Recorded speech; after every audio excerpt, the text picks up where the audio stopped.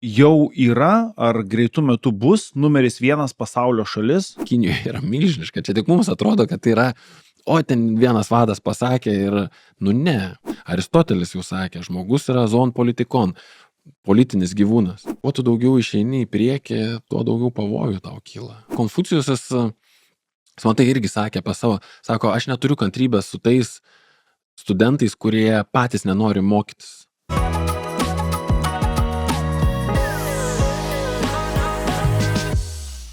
Sanskrito kalba, palį kalba, kinų kalba, japonų kalba, arabų kalba. Aš supratau, kad aš, nepaisant to, kad mokykloje buvau gana smalsus moksleivis ir man atrodė, kad aš apie pasaulį daug žinau, aš supratau, kad aš apie 2/3 pasaulio neturiu žalio supratimo. Aš nežinau didžiųjų literatūros tekstų, aš nežinau filosofų, aš nežinau dailininkų, aš net nežinau meno šakų, kai kurių pas mus nėra. Ar netiek svarbios jos. Tai nusprendai tą trečdalį, žinai, visą. Ir man tas profesorius kažkaip jis man pamatė, kaip jis paskui man sakė iš akių, kad man yra įdomu ir jis sakė, o kuri tau iš mūsų kalbamų kultūrų yra įdomiausia. Manau, kad irgi didelė dalim atsitiktinai pasakiau, kad kinai, ir jis man pradėjo nešti knygas apie konfucianizmą, apie daoizmą.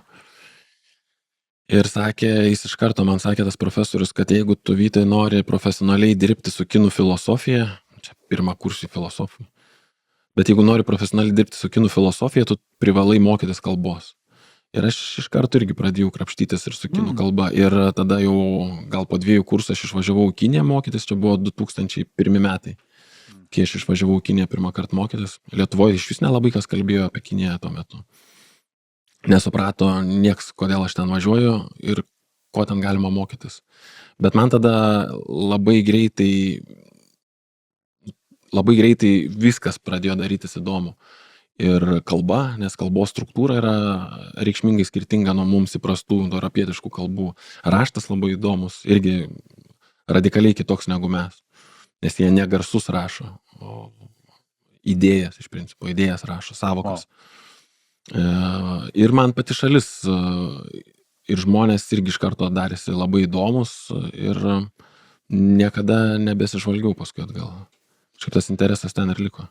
Labai dažnu atveju tinklalaidžių klausytojai yra tik klausytojai, jie nėra prenumeratoriai, todėl mes, podcastų kūrėjai, labai kviečiame jūs dažnai prenumeruoti, paspausti skambutį, uždėti tą patį laiką, pakomentuoti kažką, nes tokiu būdu podcastas yra plačiau girdimas, geriau žinomas ir mes galime kurti jums daug geresnį turinį. Tad kviečiame būtent tai ir padaryti ir gazuojam. Mėly žiūrovai ir klausytojai, štai tokia įžanga jums iš Vyčio Siliaus. Vytis Silius filosofas ir Vilniaus universiteto filosofijos fakulteto docentas šiandien yra mano svečiuose. Ir mūsų pokalbis ir už kameros, ir truputį dabar jums ir jau į kamerą ir į vaizdą buvo filosofinės pakraipos šiek tiek. Tačiau, kaip nebūtų keista, mes šiandien mano tinklalaidėje, kuri yra jūsų kūnui, protui arba sielai, kalbėsime apie Kiniją. Taip, galbūt truputėlį iš kultūrinės, filosofinės pusės, taip kaip mėgsta ir sako, tai ką moku, taip ir kalbėsiu. Vytis sako, ko nežinosiu, to ir tiesiog nesakysiu, bet aš manau, kad visi mes turim savo nuomonę. Ir čia yra tinklalaidė, ta prasme. Aš tikiu, kad žmonės, jie nori visą laiką gauti sukramtytą informaciją, o paskui dar pabandyti į atlabus kibti, bet mes galim tiesiog bendrauti ir mes visi kažko žinom ir ypatingai tu, kuris esi susipažinęs su ta šalimi. Bet, Vyti, žinai, aš manau, kad aš asmeniškai pats irgi, kaip ir paminėjai, kad esi žalės 2/3 pasaulio, kažkada ten buvai. Ir būtent šis rytis, būtent apie Kiniją, apie artimuosius rytus, man yra tikrai irgi toksai tamsokas miškas. Aš apart kinietiško maisto, AliExpresso, Yao Mingo, Jackie Chano, tikriausiai jau nemažai šiaip, ne? Nemažai. Aš ir nelabai platus spektras. Didžiosios kinų sienos jo ir juanio nebaisiai kažką tai daug žinau, bet toks viduj giliai pajaučiau ir manau, kad šios dienos mūsų pokalbio tokia kryptis ir bus, kad paprastas klausytojas, paprastas žmogus, kuriam nelabai įdomu, galbūt irgi ta pusė, jisai privalo žinoti jau šiandien apie Kiniją kažką. O mano klausimas tau pirmas būtų toks, ar tu manai, kad paprastas žmogus jau turėtų žinoti apie Kiniją kaip apie, be galo ilgą ir ten jau tūkstantmečių siekiančią civilizaciją ir kaip apie vieną stipriausių jėgų pasaulyje tikriausiai šiandien. Visomis prasmėmis. Tai Alanai, aš jau būčiau tavęs šito klausęs, nes tu taip pasakai, kad privalo, aš galvoju, ar tikrai privalo, bet tu taip numatydamas man šitą klausimą gražinai. Aš žinok, iš vis negalvoju, kad yra kažkokių dalykų, kurie yra privalomi žmogui, arba jų yra labai nedaug. Man atrodo, yra privaloma nekenkti kitam, jeigu tik gali nekenkti. Bet apie tuos žinojimus mes žmonės esam labai riboti, pasaulis yra beprotiškai įvairus. Ir daugybės ryčių tame pasaulyje yra tiek įdomios, kad jas gilintis neužtenka vieno gyvenimo. Užtat mūsų kultūros yra šimtmečiais tęsiasi, kad ten vis tas siūlo galas iš praeities atėjęs, jis veda kažkur dar į priekį. Tai man atrodo, to privalėjimo aš gal nematyčiau, bet kad daugam gali būti naudos iš pažinimo, kas yra Kinija, kaip jinai funkcionuoja, ar kaip jie anksčiau funkcionavo, tai aš net nebejoju, nes Kinija iš vis mes dabar, kai ypač šiandieniam pasaulyje, kai apie ją galvojam, man atrodo, viena pagrindinių klaidų, kurią mes darom, kad apie ją galvojam kaip apie šalį, o kadangi mes galvojam apie ją kaip apie šalį, mes tada lyginam arba įsivaizduojam mastelį panašiai kaip su mums kitom pažįstamom šalim. Lietuva, Estija, Vokietija. Taip. Bet Kinija savo dydžiu, įvairovę, žmonių kiekiu yra tiek kartų didesnė už įprastinę šalį. O ir įvairovė vidinė Kinijos net šiandien yra tokia kaip, aš lyginčiau su Europos Sąjunga. Nes vien tokio dalyko kaip, sakai, žinai, kinų virtuvė, bet tokio daikto kaip kinų virtuvė nėra. Arba jinai yra tiek kinų virtuvė, kiek yra europietiška virtuvė, kur mes sumestumėm lenkų flekus, lietuviškus cepelinus, italų pizzas, ten kokį vengrų guliašą į vieną vietą ir sakytumėm, kas tau labiausiai patinka iš europinės virtuvės. Per stambus žvilgsnis, ar ne? Tai vat kinų virtuvė yra lygiai taip pat, ten yra bent 7 skirtingos virtuvės. Kinų kalba tokio daikto irgi nelabai yra. O aš ten girdėjau, kad yra dialektų labai daug. Ne? Ir jie praktiškai neįmanoma susišnekėti. Bet tie dialektai tarp dalies jų yra toks skirtumas, kad neįmanoma susišnekėti. Ten, nežinau, kaip lietuviui klausytis portugalų kalbos.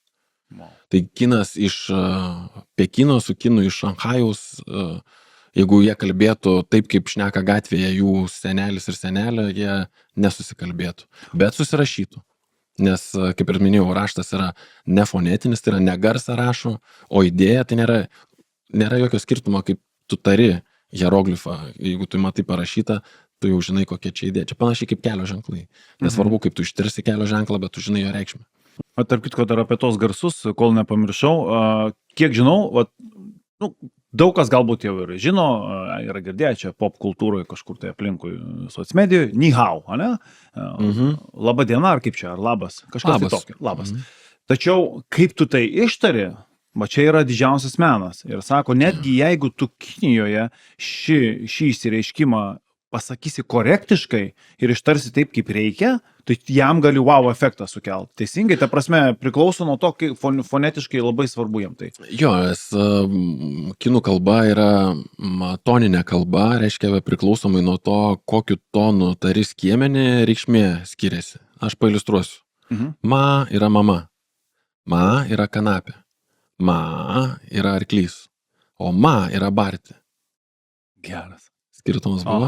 Visur buvo skirtumas. Buvo. Ne, ta prasme, kai aš žinau apie ką tu, bet jeigu tu man nieko nesakytum, tikriausiai ne. Tai ni hao jie ko gero suprastų, nepaisant to, ar tu teisingais tonais ištarsi ar ne, nes jau tai yra sudurtinis, du skiemenis, kontekstas aišku, jeigu žmogų pamatei, jie suprastų ir taip.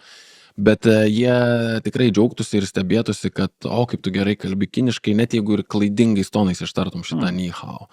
Kinai šiaip mano patirtis visą Kinijoje, sako, iš principo tai labai draugiški yra, labai smalsūs žmonės ir vis dar, net ir šiandien vis dar yra gana neįprasta, kad europiečiai, vakariečiai mokytųsi kinų kalbos, kinų kultūros, tai kinai apsidžiaugia girdėdami užsienietį kiniškai bent jau bandant kalbėti. O provincijų tai iš vis, provincijų tai man irgi labai ilgą laiką buvo tokių, kad provincijų keliaujant, aš atrodo pačius paprasčiausius dalykus kiniškai sakau ir esu tikras, kad sakau teisingai, nes mane kiti kinai supranta, mano profesoriai supranta, o tas vietinis žmogus, jis tinkpudong, nesuprantu. Ir man iš pradžio atrodė, kad gal čia yra kažkokios tai pozos ar gal kažkokio švelnaus rasizmo formos, bet paskui patį ištiko toks įvykis Kinijoje, kai mokiausi Tianjin mieste. Bare prie manęs prieina aukštas išvaizdus kinas ir jis man kažką sako. Ir aš nesuprantu, ką aš vartau galvoj savo žinomas kalbas ir nesuprantu, kokia čia jis kalba į mane šneka, nes lyg ne kiniškai. Ir tada aš jam angliškai sakau, sorry, I don't understand. Ir tada jis jau persijungė į anglų kalbą ir irgi sako, man angliškai sako, oi atsiprašau, sako, aš galvojau, kad jūs iš Lietuvos, jis man angliškai. Ir jis kai man pasakė, I thought you're from Lithuania, kai jis pasakė Lithuania, aš tada supratau, kad jis man ką tik lietuviškai sakė, atsiprašau, gal jūs iš Lietuvos? Jisai lietuviškai Jis lietuviškai man sakė. Bet dėl to, kad aš buvau Kinijoje, kiniškoje aplinkoje, kiniškam bare, aš nesitikėjau, mano smegenis nesitikėjo, kad tai gali būti lietuviška, o žmogus su kiniškais veido bruožais į mane kreipėsi. Ir man kontekstas buvo tiek išmušantis iš įprastinio, ko aš tikėjausi, kad mano smegenis nepagavo, kad į mane kreipėsi lietuviškai. Wow, tai aš tada pagalvojau, kad provincijai turbūt irgi Kinijoje manęs nesupranta ne dėl to, kad nenori ar nemėgsta kitaip atrodančio, o todėl, kad irgi gal tiesiog nesitikė, kad aš prabilsiu jos kiniškai. Bet tokia nacionalinė kalba vis dėlto yra, jinai kokia? Yra bendrinė, taip vadinama, putunhua. Jinai yra pagal Pekino dialektą suformuota, tai tie žmonės, kurie mokosi bendrinės, to, ką anglakalbėse šalyse vadinama Mandarin Chinese, tai nėra pagal Pekino dialektą. Ai, mandarino ta kalba vadinama, aha, tai jinai va čia yra tas tokia bendrinė vadinasi. Okay. Tai vat, kai klausai, o ten kokios ten, ar privalu apie Kiniją mokėti, tai va mes ir pradėjom, žinai, krapštytis, kad Kinijos ir pati šalis, kultūra, žmonės, istorija yra tiek gausinai, apie ją reikėtų galvoti kaip apie civilizaciją ir tada vat įsivaizduok, kiek nežinodamas nieko apie vakarų civilizaciją, nei apie dailę, nei apie kalbas, nei apie maistą, kiek prarastum, nei apie sveikatingumo istoriją, olimpinių žaidynių istoriją ir taip toliau ir taip toliau. Tai čia šalia yra dar viena civilizacija, kuri labai ilgą laiką formavosi nepriklausomai arba beveik nepriklausomai nuo vakarų civilizacijos. Tai žmogui, kuriam nesvarbu, kur ir kokių jis interesų turi, tai Kinija gali būti kaip dar vienas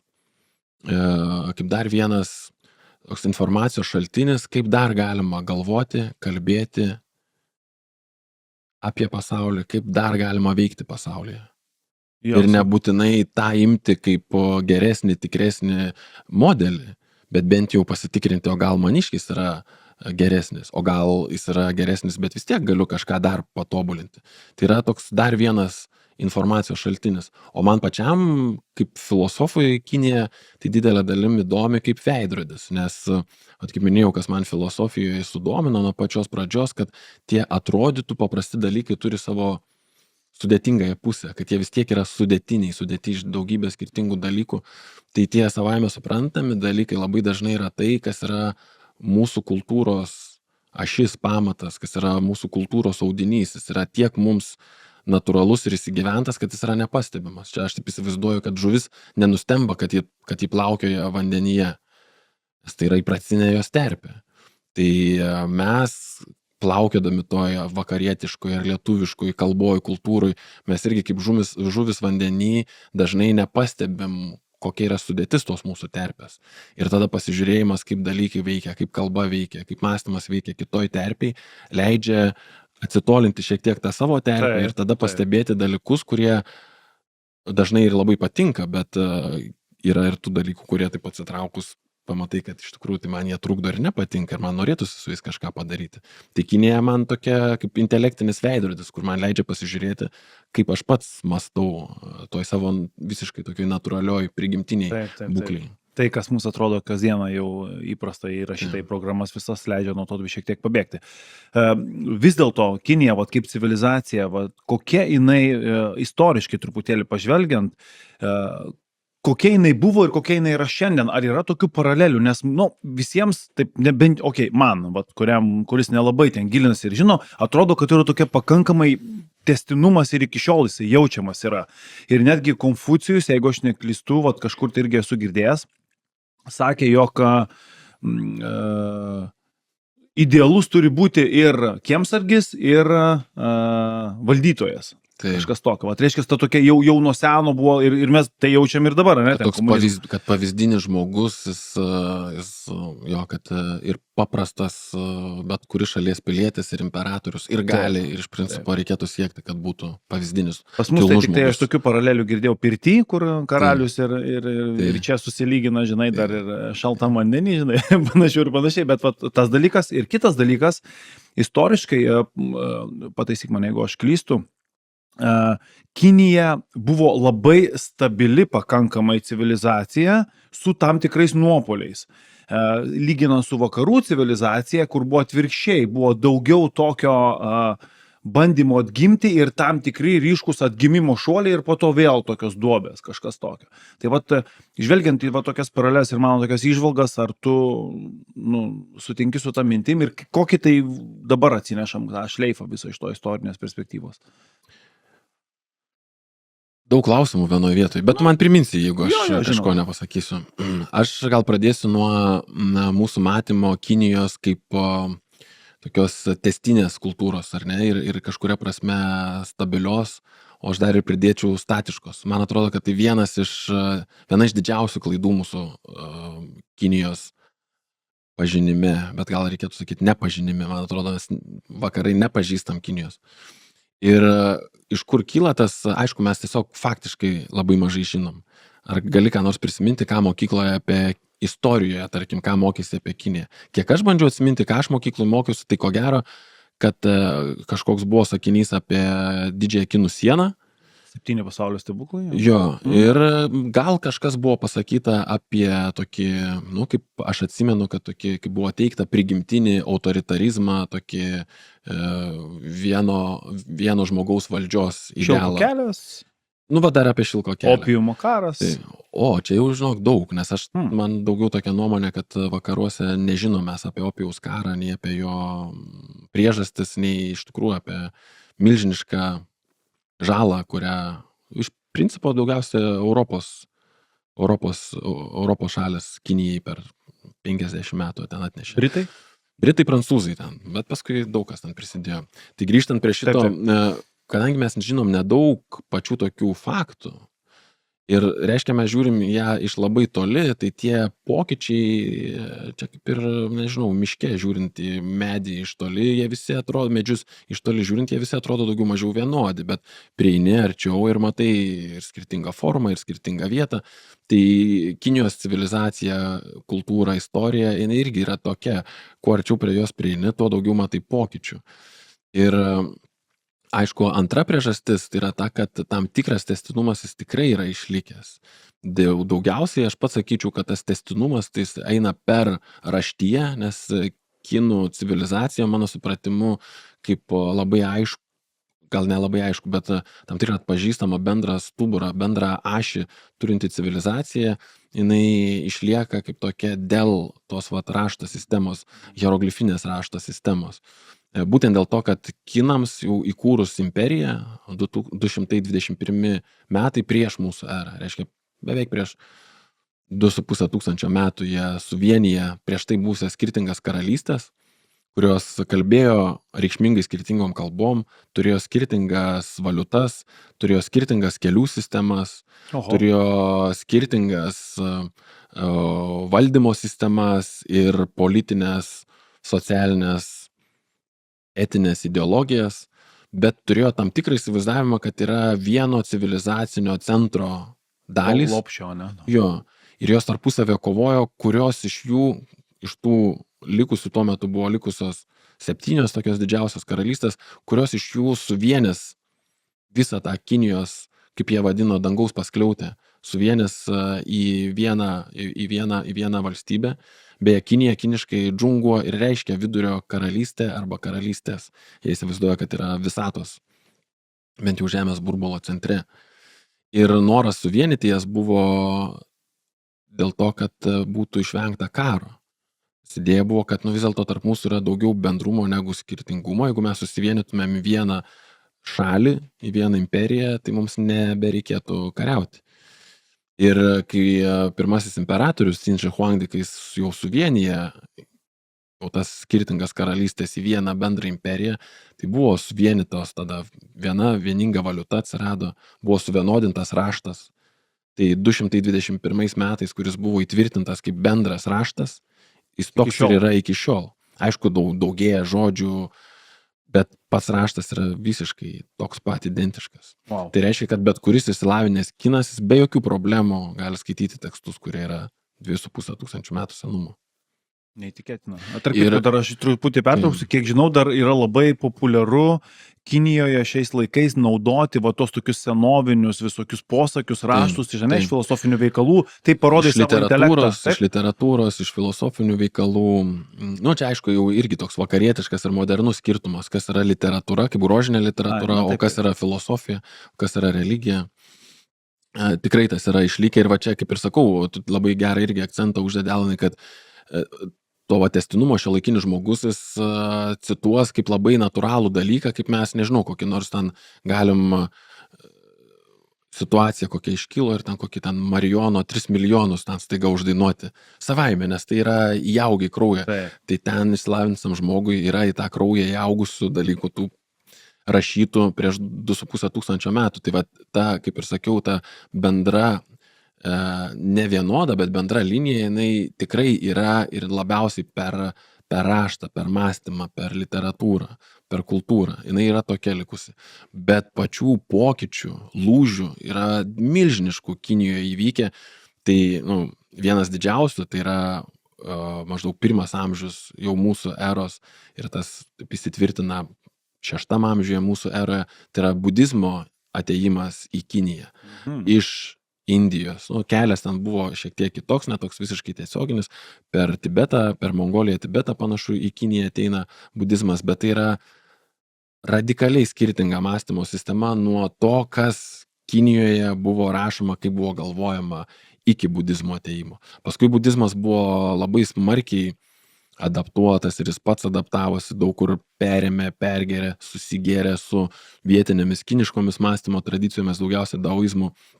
Ir tas budizmas, kuris vėliau jau įsitvirtina tolimuosiuose rytuose, Kinija, Koreja, Japonija, Mongolija, Tibetas, jis tampa irgi jau labai reikšmingai skirtingų nuo to, kas liko labiau pietryčių Azijoje, Indija, Mianmaras koks, Tailandas.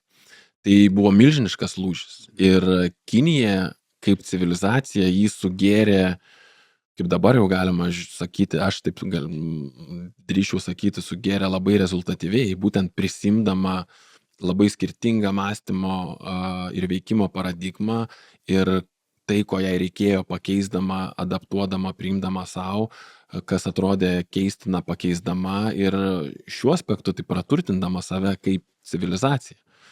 Antras toks milžiniškas lūžis tai buvo mūsų vakarų civilizacijos įsiveržimas į Kiniją. Jis irgi keliais etapais vyko, ten gal pirmieji tokie reikšmingi, tai tokie sąlyčio taškai prasidėjo labiau 16-17 amžiuje per įvairias krikščionių misionierių misijas. Jėzuitai labai daug pradžioje, paskui labai įvairios denominacijos krikščionių ten važiavo misionieriauti. Lietuvių gana garsių irgi ten buvo toks Andrius Rudamina, Vilniaus universiteto alumnas, irgi ten 16 amžius, man atrodo. Apsijuoksiu, jeigu net amžių pasakysiu. Oi, jo. Ir jau lietuvių ten ta koja buvo, bet tai buvo toks gal daugiau dar idėjinių mainų laikotarpis, bet pats minėjai opijaus karus, kur kas liūdnesnis mūsų kaip vakarų civilizacijos atėjimas į Kiniją buvo 19 amžiaus vidurys ir tęsiasi ir didelė dalim, tai kas ir dabar tarp mūsų vyksta yra toks tęsinys jau 19 amžiaus vidurio mūsų atėjimo į Kiniją, kur atėjom kaip, iš principo kaip agresoriai, su opijaus karais. Kinijos istorija yra plati, yra gili. Žinoma, mes irgi iš tokios istorijos visi žinome Kinijos imperatorius, dažnai labai naudojam tą žodį. Šiandien mes turime Kiniją komunistinę, demokratinę liaudies respubliką, kaip jie pasivadinę yra, tačiau jų ekonomikoje yra kapitalizmas. Ir ten kaip ir veikia tokia santykinai laisva šiuolaikiška ekonominė ten struktūra, kiek aš žinau, tu irgi galėsi čia pakomentuoti. Ar vėlgi tai yra tas pat to pačio tęstinumo kažkoks rezultatas, kad ji turi va tokią unikalią, bet ir tuo pačiu labai efektyvę sistemą, kuomet yra vienas valdytojas, galima sakyti, ir yra kapitalistinė ekonominė sistema, rinka, kuri leidžia tai šaliai sparčiai žygiuoti aukštyn laipteliais visais technologiniais, ekonominiais ir kitais. Aš gal iš karto šiek tiek taisyčiau, nes mano įsitikinimu tas mūsų galvojimas, kad tiek imperatorius, tiek tarkim dabartiniai Kinijoje yra vienas lyderis, jis ne visiškai atitinka tikrovę. Šiandieniniai Kinijoje vis labiau jų prezidentas Xi Jinpingas vis labiau darosi toks vienvaldis ir vienas matomas, bet bent jau autokratiškas, bet Kinija ir imperiniu laikotarpiu ir labai ilgą laiką jau 20 amžiui, kažkiek ir 21 amžiui buvo valdoma vis dėlto ne vieno asmens. Kinijos politinė filosofija yra labiau apie tokį biurokratinį valdymą, negu apie vieno asmens valdymą. Tai imperatorius imperiniai Kinijoje, jis tikrai nebuvo vienvaldis lyderis, nes mažiausiai imperatorius buvo ribojamas egzistuojančių tvarkų ritualo. Ritualo ministras buvo vienas iš tų žmonių, kurio imperatorius negalėdavo apeiti, nes pats politinis ir socialinis bendruomeninis audinys jis yra aukščiau imperatorius ir imperatorius rizikuotų savo gerovę, jeigu jį bandytų sujudinti.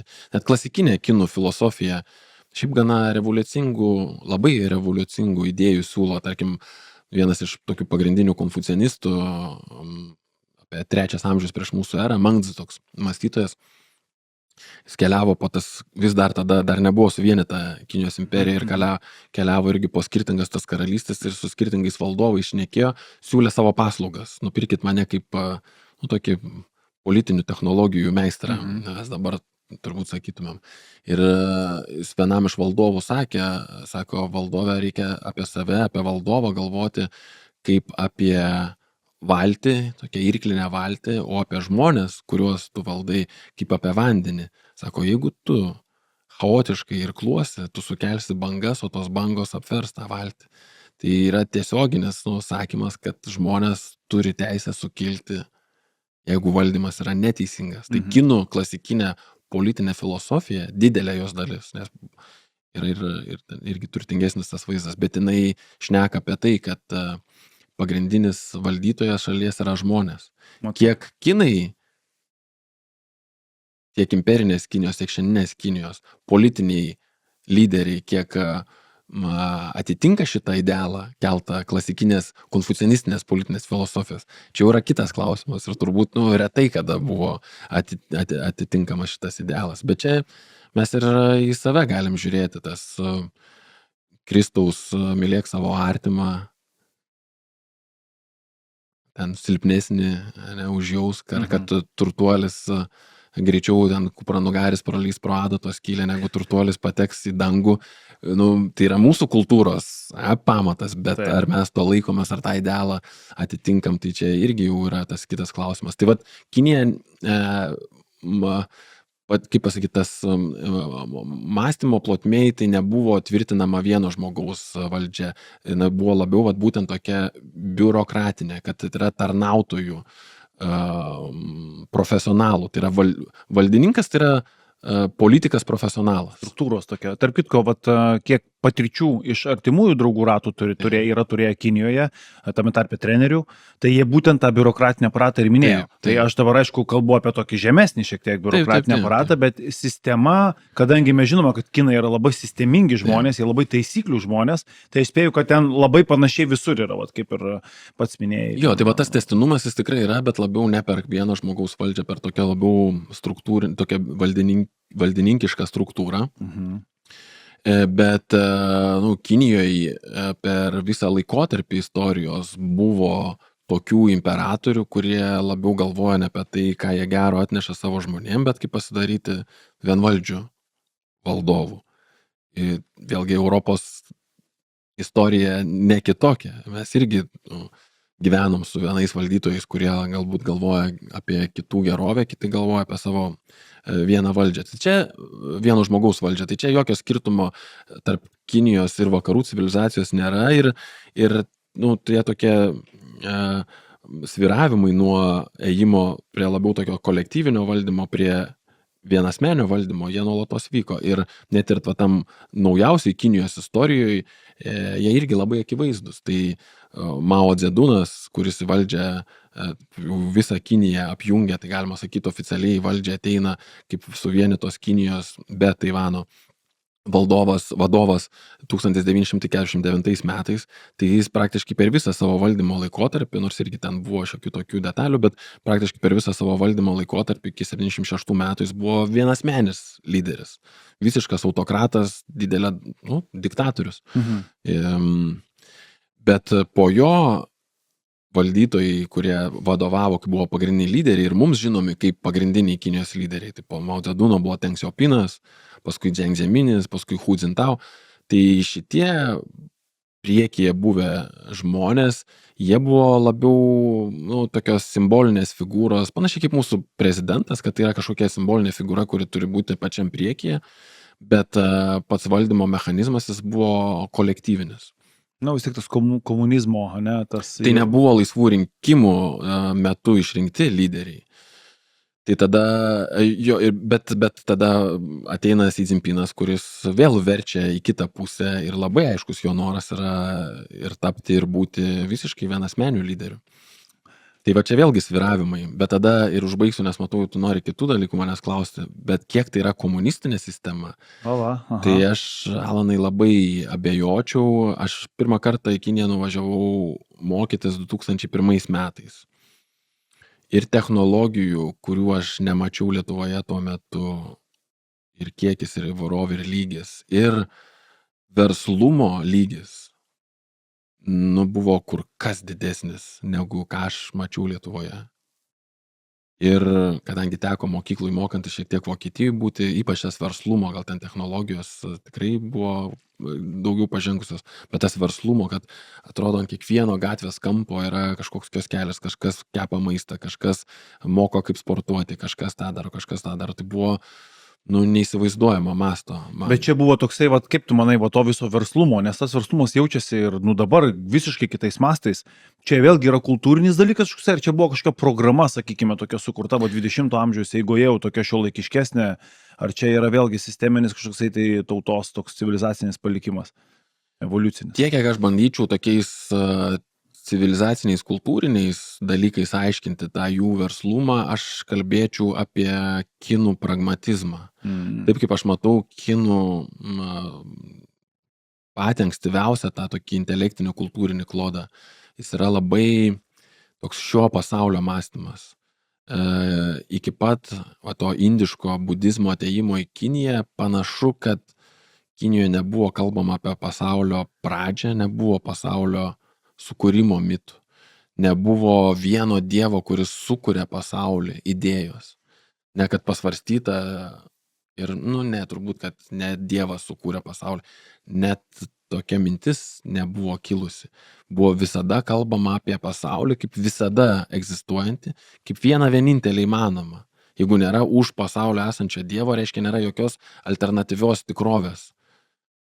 Už mūsų pasaulio esančios, rojaus, pragaro ar kažkokio tokio, ten teorijų, kaip ten Platonas, kad šnekėjo, to tokio idėjų pasaulio, kad yra kažkoks pirštais neužčiuopiamas, akim nepamatomas, ausim neišgirstamas idėjų pasaulį, kur tos idealios formos viso ko plevena, kurios yra tik intelektu, o tuo proto žvilgsniu yra tik tai užčiuopiamos. Tai jau mes kalbam apie kažkokį tokį teorinį pavydalą. Jeigu nėra to anapusinio pasaulio, jeigu yra tik tai šitas besikeičiančių formų pasaulis, tai klausimas tada pamatinis yra ne apie tai, kokia yra esmė, kas yra tiesa, bet klausimo natūralesnė formuluotė, nes klausimai atpažįsta, ne, kas yra tiesa, arba kas yra esmė, yra klausimas apie kažkokį statišką pavydalą, kuris yra už besikeičiančios tikrovės. Bet jeigu tu nepadarai prielaidos, kad yra nesikeičiančių dalykų, tu tada klausi ir tu priimi kaip pagrindinį faktą, kad pasaulis nuolat keičiasi. Tada yra prasmingiau klausti, ne kas yra tiesa, kas yra prasmė, bet kaip veikti ir kaip prasmingai gyventi. Klausimas pasidaro nebe apie kas kažką labai apibrėžtų, bet apie kaip. Ir šia prasme tada, man atrodo, va, tas praktiškumas jų kaip jis persiduoda į tai, kad turi, reiškia, kinai kažkokių kultūrinių instrumentų, kurie padeda adaptuotis besikeičiančioj aplinkoje. Man atrodo, neatsitiktinai, va, kaip ir prieš tai sakiau, kad jie adaptavo tą budizmą atėjusi. Tai irgi buvo, o ką mes tuo galime padaryti? Kaip mes tą galime savo adaptuoti? Lygiai taip pat kinai 19 amžiaus vidury tam technologiniams tokiems ir jau po truputėlį besidarantiems globaliams vakarams atėjus perėmė labai daug šito mūsų mąstymo, mūsų ekonominių paradigmų, mūsų socialinių paradigmų. Ir jau tada 20 amžiaus antroji pusėje, kai pasaulis jau tikrai yra pasidaręs globalus ir dominuojantis modelis, tai yra to tokio ekonominio, to verslumo, tos liberalios, ne liberalios demokratijos, liberalaus ekonominio tokio valdymo modelis, prisitaikyti reikia būtent prie jo. Tai tas jų adaptyvumas ir pragmatiškumas, manau, kad tikrai nepakenkė, o padėjo, bet kita vertus, tai po Mao mirties, kai su Mao mirtim baigėsi kultūrinė revoliucija ir tas Mao toks diktatoriškas vienasmenis valdymas, Kinija buvo klaikiai skurdi šalis. Tai buvo didžiąja dalim badaujanti šalis. O žmonės niekur nenori badauti. Ir jie norėjo geriau gyventi. Ir tada tas ir pragmatinis toks stūmis į priekį, kad reikia gerinti savo aplinką, savo gyvenimą ir tas jų, man atrodo, kad vis tiek iš kultūros atsineštas tas gebėjimas tada adaptuotis, prisitaikyti, galvoti labai pragmatiškai, kaip tas kapitalistinė logika gana pragmatiškai irgi yra. Bet man labai patiko tavo mintis, kaip jie bandė tą vakarų visą ekonominę formą laisvos rinkos tą adaptuoti ir įdiegti į savo gyvenimo kultūrą, tai jie iš tiesų taip ir jie tai darė gudriai ir sistemingai, jie atvėrė tam tikros net ir laisvos ekonominėse zonose duris vakariečiams, leido jiems ten statytis be mokesčių, kurti verslus, pramonę ir taip toliau. Žodžiu, jie daug visko įsileido ir jie po to ir sėkmingai iki šios dienos perminėjo po truputėlį tam tikromis taisyklėmis numatė jau iš anksto, tarkime, mes jums leidžiame, o po to, jeigu jūs ir toliau norite, tai tada jūs turite mus šiek tiek čia į tą visą procesą integruoti.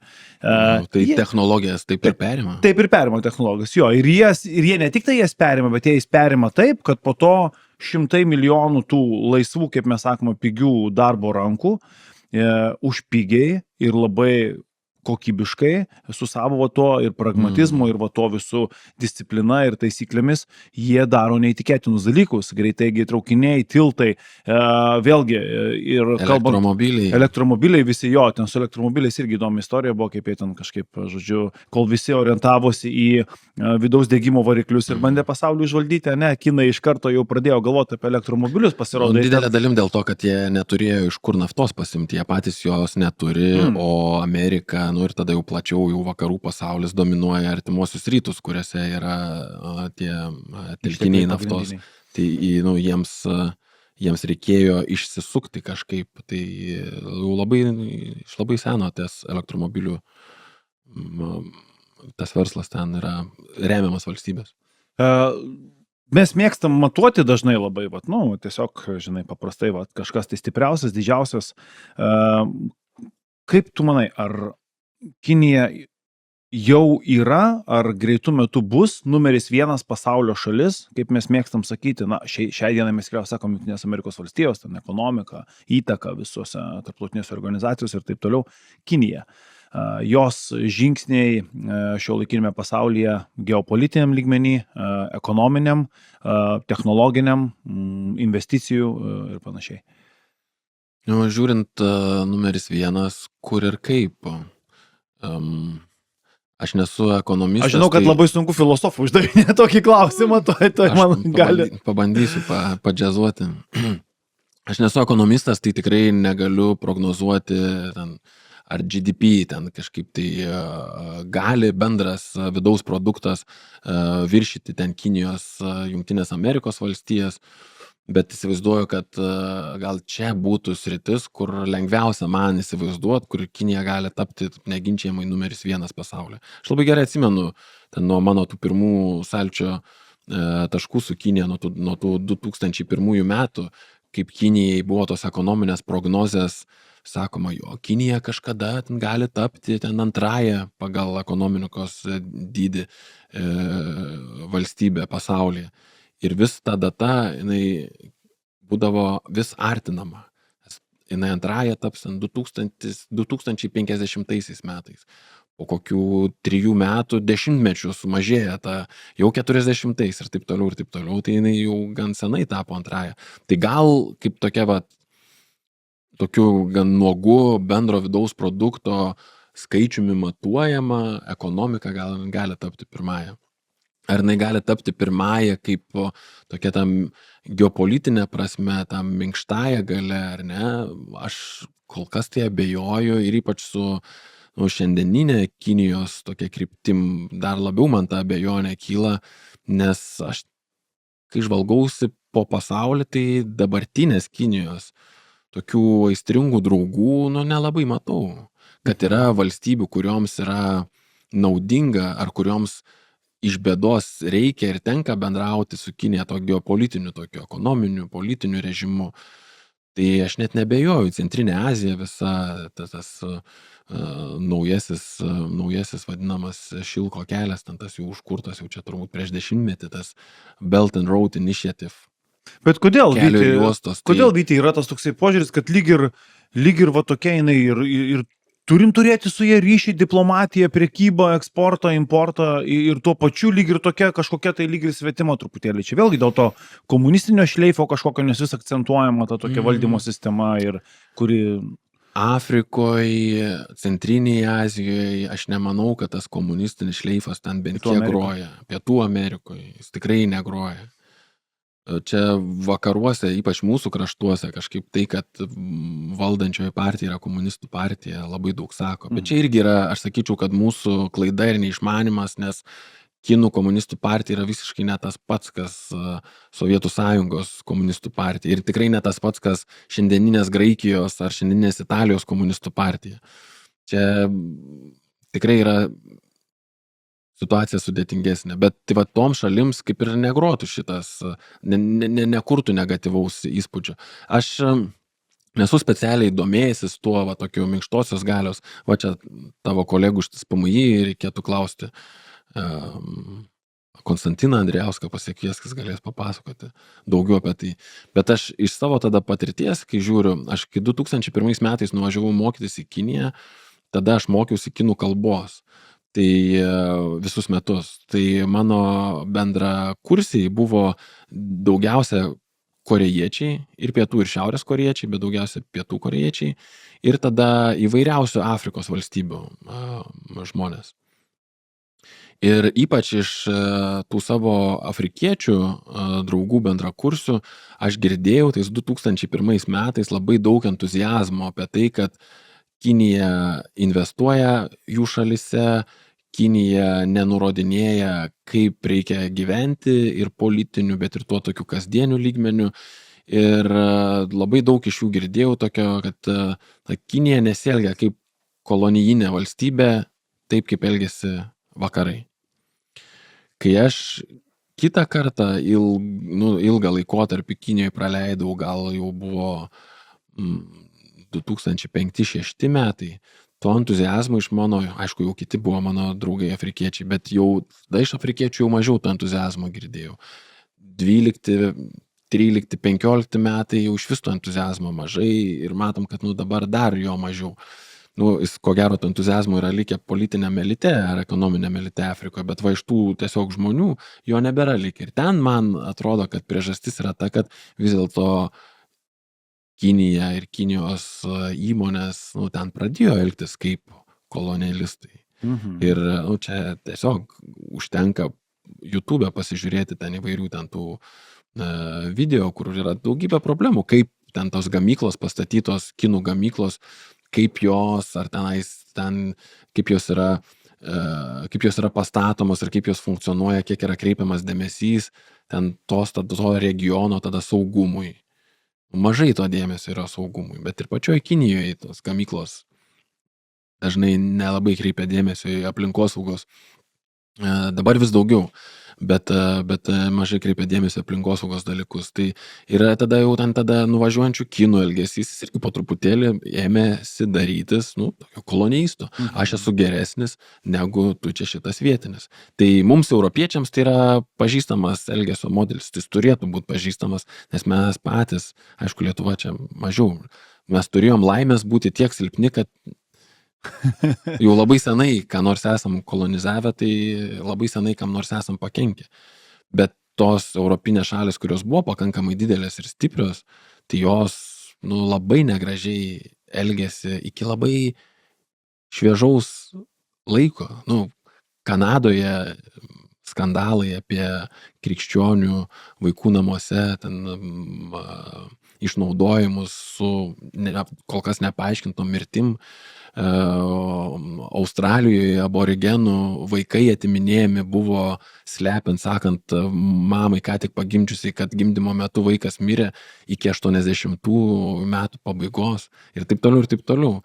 Tai man 2001 metais atrodė, kad gal kinai ko gero ne tik mokosi, kaip egzistuoti, kinai čia jau turiu omeny tą politinę ekonominį elitą, mokosi ne tik kaip egzistuoti šiandieniam pasaulyje dominuojamam tokia kapitalistinės logikos vakarų suformuotų tarptautinių institucijų, bet ir jie mokosi nedaryti tų klaidų, kolonijinio paveldo klaidų, kurias darė vakarai.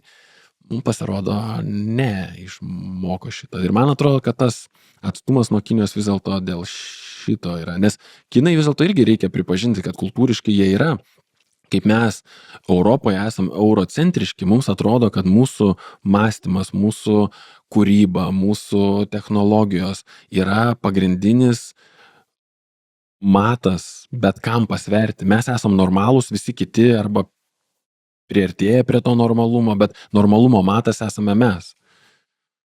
Nepastebėjai, kad niekad mes nesam keisti. Aš tai kai nuvažiavau į Kiniją, tada tas jaunas žmogus, man Pekinė visi mane, aš Pekinė tada mokiausi, visi žiūri mane. Arba labai daug žmonių į mane spokso tiesiog atsisukdami. Aš galvoju, gal aš išsitepęs, gal aš susipurvinęs, gal susiplėšęs. Ir aš paskui supratau, kad aš tuo savo normalumu esu labai neįprastas, nes mano akis į melsvumą šiek tiek, mano oda balta, tos akis didesnės, mano rankos labai plaukuotos, o jie ant kūno neturi plaukų. Aš savo normalumu esu labai keistas. Ir man buvo labai reikšmingas toks posūkis mano galvoj, kad gali būti ir kitų normalumo kriterijų. Aš šiaip norėjau klausti, kas tave labiausiai nustebino Kinijoje, ne iš to pirmo įspūdžio, bet jau šiek tiek pagyvenus, koks tas labiausias. Čia buvo tas toksai pokytis? Šitas išcentravimas, jis man labai didelį įtaką padarė, kad atskaitos taškų gali būti daug ir dabar aš esu įsitikinęs, kad jų yra labai daug. Tai man, aišku, dažnai aš išgirstu tada tokį priekaištą, kad aš relativizuoju. Ir tada suprast, ten galima kalbėti, kad kažkur tada galima sugalvoti, kad žudyti yra gerai. Nu, aš nemanau, kad sakymas, kad yra skirtingų, nežinau, gyvenimo būdų, kad reikalauja pripažinti, kad tokia radikali nesąmonė, kaip sąmoningas kenkimas kitam žmogui, žudimas, žeminimas, irgi kažkodėl turi būti priimtas. Tai daug dalykų, arba daug būdų yra, kaip galima prasmingai gyventi pasaulyje, bet ne bet kuris būdas yra prasmingas. Tai man, tai buvo va šita mano pažiūra formuojanti patirtis, kad nereikia man Kinijoje būnant bandyti išsiskirti. Aš kai mokiausi mokyklų Šiauliuose, aš turėjau tokį, iš kažkur man atėjusi tokį norą. Taip. Kitaip, aš plaukus pradėjau dažytis, auskarą įsivėriau. Tai aš turėjau tos patirties, kad į mane spokso ir žiūri, bet aš žinojau kodėl, nes nedaug buvo Šiauliuose 90-ų vidury Sąmoningai dėmesio moksleivių dažytais plaukais.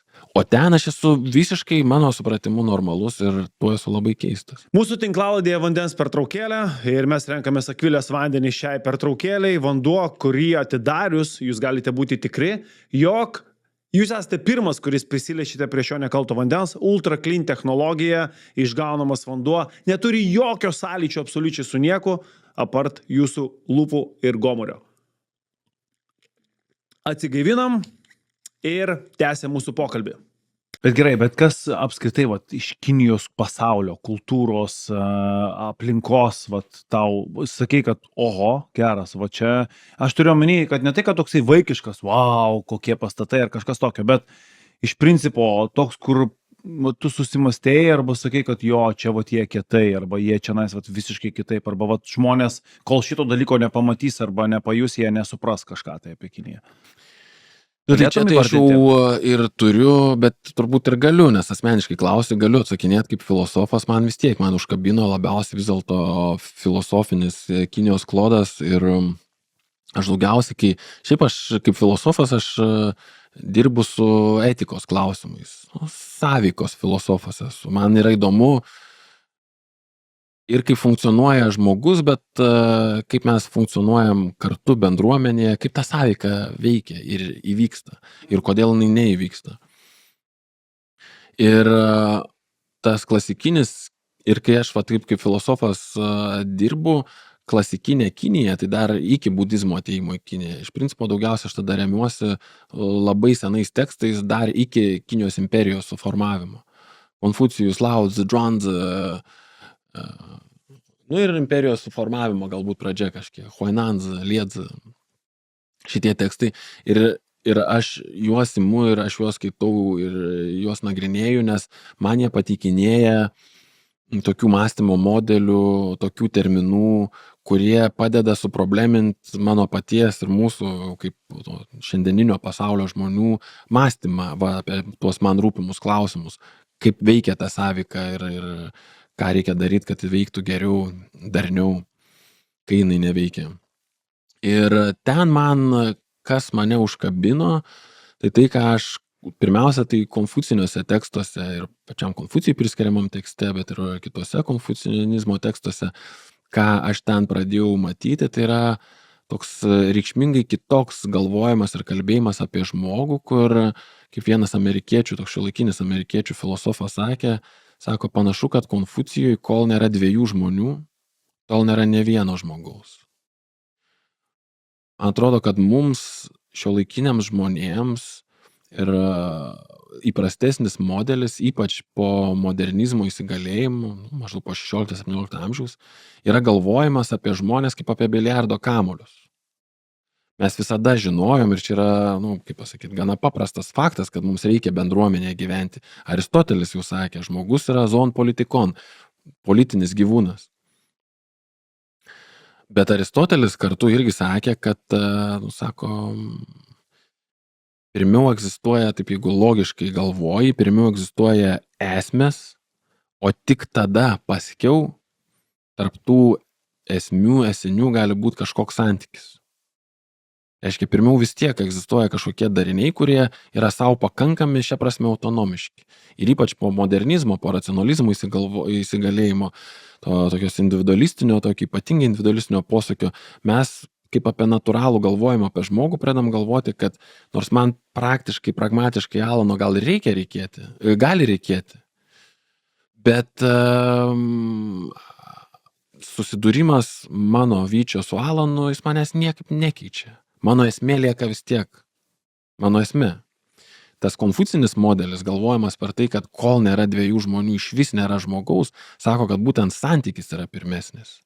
Ir tas aristotelinis galvojimas irgi labai kaip apie natūralų dalyką sakė. Tik aišku, kad turi būti kažkokie dvi esmės, du esiniai, du atskiri dalykai ir tik tada santykis yra.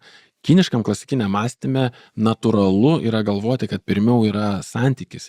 Dėl ko irgi minėjau, kad nėra, ko gero, kad nėra pasaulio sukūrimo mitų Kinijoje iki budizmo atėjimo į Kiniją. Reiškia, beveik 1000 metų kinai galvoja apie žmogų, apie pasaulį, apie šalies funkcionavimą ir nepagalvojo, kaip buvo sukurtas pasaulis. Nes pasaulio jie įsivaizdavo kaip nuolat visada egzistavusi, nėra pradžios. Ir tai, kas egzistavo, buvo, kinai vadina hundun. Mes verčiam kaip chaosas, bet mes chaosui esam suteikę tokį negatyvų aspektą. Nes chaosas yra, suprask, tvarkos išvirkštinė dalis. Antonimas. Jo, o ten tas hundun tai yra tokia sriuba, kitos buvo maltos sriubos, kur negali atskirti, kas ten, ar morka, ar svogūnas kažkada buvo. Jo, tas tokia pirminė sriuba, tokia trinta, kurioje kažko ten daug vyksta, bet ten dar neišsikristalizavę yra, kas yra tai, kas ten santykiauja. Tai ten sąveika buvo pirmesnė ir tada tas kiniškas klasikinis mąstymas sako, kad būtent per tą nuolatinį tokį susidūrinėjimą pradeda ryškėti forma, kažkokie atskiri aspektai. Ir taip yra ir su žmonėmis, kad mes pradedam kaip beveik identiški. Ir apie kūdikius, kai pagalvoji, gal ne veltui ten tiems kūdikiams dar tada, kai pagimdžius jie būdavo ten visi į vieną patalpą sudedami, negražinami iškart mamoms, ten dėdavo tuos numerėlius su vardu, kad nesumaišytų. Ko gero dėl to, kad buvo beveik kaip vienas, kaip vandens lašai panašus. Ir tik per nuolatinį bendravimą, buvimą su kitais žmonėm, mes imam formuotis kaip visiškai unikalų žmonės. Ir ta kiniška formulė apie tai, kad reikia dviejų žmonių, kad iš vis pradėtų formuotis paskiras žmogus, man davė tokį impulsą galvoti šiek tiek kitaip negu mūsų laikais įsigalėję modeliai. Galvojimo apie žmogų kaip autonomišką, racionalų, laisvą. Bet visą tai tu pasakoji iš tokios filosofinės pusės, tarytum iš istorinės, bet ar visą tai jaučiasi ir šio laikinėme kiniečių socialinėme gyvenime, jeigu vėl kalbant apie tą socialumą, koks tas yra sociumas Kinijos, ar jie tikrai yra tokie viens kitą palaikantis ir suvokiantis tokius dalykus, kuriuos tu ką tik čia papasakojai, kur man pusė buvo nesuprantama praktiškai viskas. Aš jau taip įsijaučiau, jau galvojau, dabar paėjo pokalbis. Ne, tai viskas paėjo. Išaiškinimas visas buvo toksai gilus labai ir iš toli. Koks tas yra socialinis gyvenimas Kinijoje? Kaip jie, ar jie viens kitą gerbė, ar jie kaip Japonijoje ten viens kitam, galvas lanksto, ar jie vis dėlto pykstasi, turi daug to tokio, kaip mes pratę sakyti, heito ten ir kaip jie. Tai šia prasme šiandieninė Kinija nėra nieko kitokia negu bet kuri kita šiandieninė valstybė. Ten žmogus toks pats, ne? Taip, ir viena vertus todėl, kad mums nereikėtų kažkaip nureikšminti paties globalizacijos kaip reiškinio. Mes per mūsų ekonominius modelius, o tada ir socialinius modelius, mes esam labai suvienodėję. Ir tie iššūkiai labai daug kur tada globaliam pasaulyje, jie pasidaro identiški arba beveik identiški, o tada ir žmonių atsakas darosi bent jau panašus. Ir šia prasme Kinijoje aš akivaizdžiai matau, kad ten vietomis individualizmo tokio kito intereso nekrypimo yra nekiek nemažiau negu vakaruose, o gal ir daugiau. Bet tada man yra tekę ir Amerikoje mokytis. O mes apie Ameriką galvojam kaip apie labai individualistinės kultūros šalį. Ir kiek aš ten mokydamasis mačiau bendruomeniškumo, man kartais atrodė, kad jo yra kur kas daugiau negu Lietuvoje arba daugelį Europos šalių, kur aš esu buvęs. tokia kaiminystė, nuolatiniai susibūrimai, kartu pasitarti, kaip čia tos gatvės reikalus reikia spręsti, susinešimai, tie potlakai vadinami, sunešimai maisto, kiekvienas atsineša kažkokį patikalą ir kartu bendrauja, valgo, žino, tai to bendruomeniškumo ir individualistinėje Amerikoje galima rasti ir kartais daugiau negu kažkur daugiau tokiuose bendruomeniniuose kraštuose. Tarkim, Ir to radikalaus, taip, ir to radikalaus individualizmo Kinijoje tikrai galima rasti kartais daugiau negu tuose pačiuose vakaruose. Tai dėl to, kad kinai yra ne tik krikščionys, konfucianistai, daoistai, bet jie yra ir kapitalistai. Ir kinai taip pat yra ir draugai, bet ir yra priešai, taip kaip ir mes. Jie yra vieni, kurie susiformuoja savo šeimoje ar giminiai saugesnėje aplinkoje ir dėl to turbūt yra labiau linkę pasitikėti kitais arba yra linkę žiūrėti, kaip padėti kitiems, o kiti yra traumuojančiose patirtise užaugę ir jų pirštai labiau į save resti. Tai šia prasme nėra jokio tokio skirtumo, ten yra visko, taip kaip pas mus yra visko. Man tokia paralelė stipri buvo dėl to gyventojų skaičiaus, Tai 1,5 milijardo, okei. Tada iš karto atitinkamai didelės šeimos, gausios, šeimos, šeiminė vertybė, šeiminė vertybė, tada vėl kažkoksai, kaip iš karto einam į stambesnius suskirstimus tokius socialinius, ten kažkokia tai šeimos, reiškia, ratas, labai didelis skaičius, ir toksai, suprantate, ką noriu pasakyti, kad tokie būriai, jie labai draugiški ir atitinkamai tai suformuoja tokią galbūt ir tą, bet kur aš matau, atsiprašau, nutraukiau. Jo, norėjau tiesiog klausti, kodėl kinų tiek daug iš tikrųjų, ar čia taip jų visada čia irgi buvo?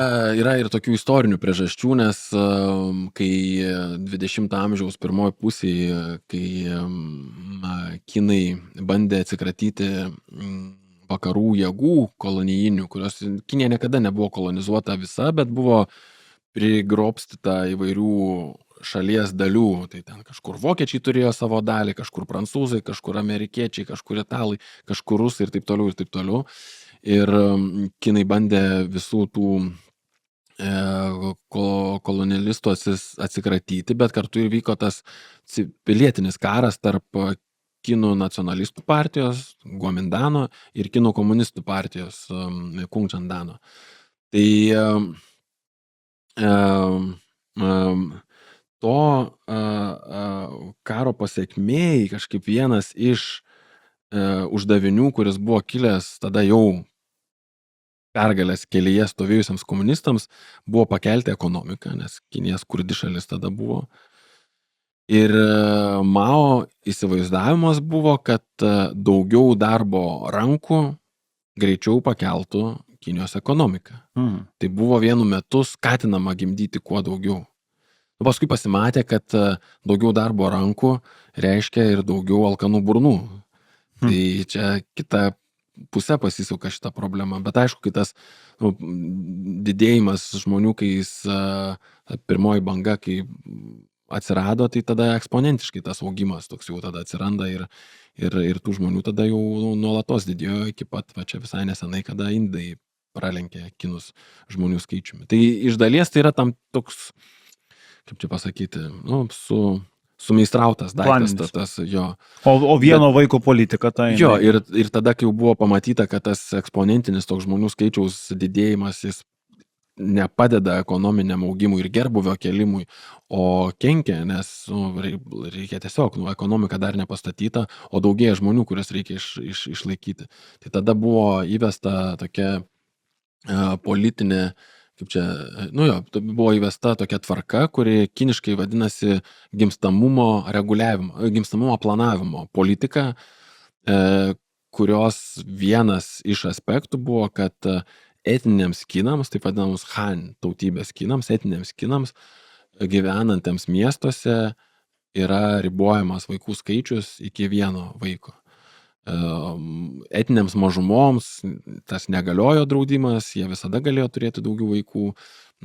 kaimuose, kaimiškose vietovėse irgi buvo daromos išimtis.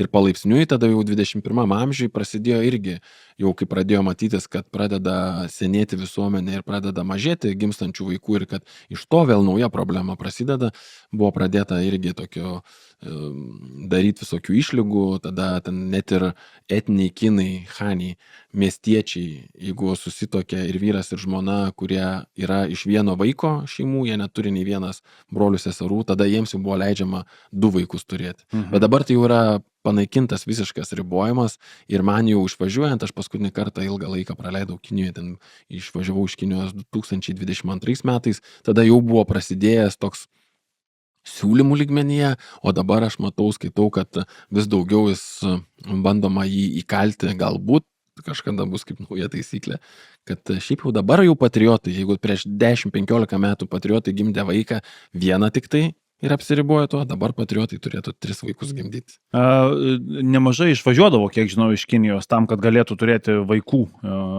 per tą ribojimą. Ar čia tiesa, ar čia mitas yra?